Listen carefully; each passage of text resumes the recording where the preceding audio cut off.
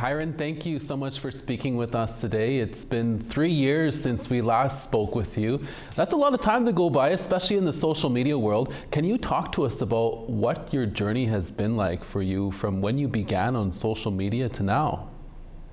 Well, one of the biggest changes is that I was bald last time you guys interviewed me. So I got hair now, which is pretty cool.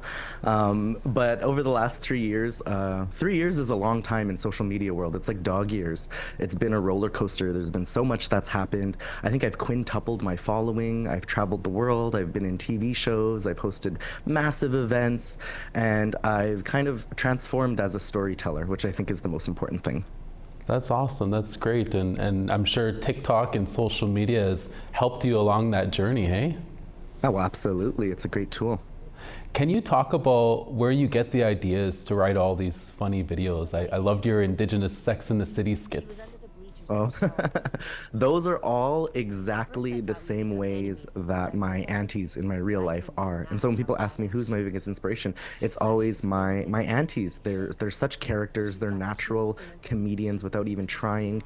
And I really like to reimagine popular media in a way that has that little bit of like rank kind of res humor behind it, because it's really important for our young people, especially, to be able to laugh at ourselves and to be able to be the ones to control that narrative of humor.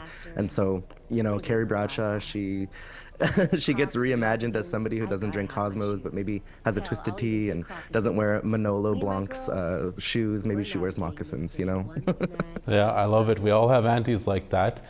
Kairyn, for our Indigenous youth out there, what are some tips you can provide for them if they want to start creating a social media presence online but don't know where to start? I love this question so much. Every time I talk to young people, I'm always telling them, if you feel like you can't do it, just try. You'll never know.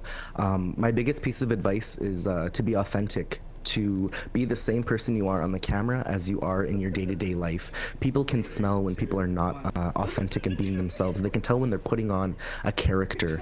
So be yourself, and if you want it to be a job, treat it like a job. Dedicate some time to it. Wake up, get a routine. You don't need a bunch of crazy equipment. All you need is a cell phone. Think outside the box and post.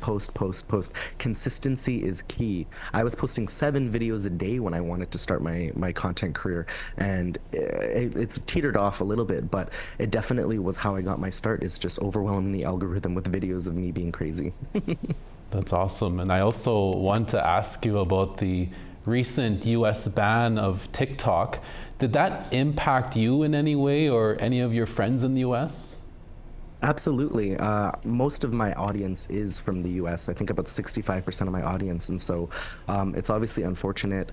There's a lot of, I'm thinking of all the small businesses and all of the artists who make a living promoting their businesses on TikTok. And so they're the ones who are going to be hurt the most. But I also feel bad because it means that there's no more representation for all of our Southern Indigenous relatives.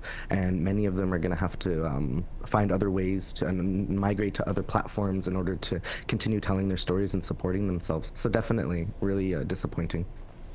Finally, Kairyn, I have another question for you. Do you have any words of advice for our Indigenous youth who are struggling out there, or any words of advice for our Two-Spirit Indigenous youth who are struggling out there? Yeah, absolutely. You are a gift from the Creator, first and foremost. You're so important and needed.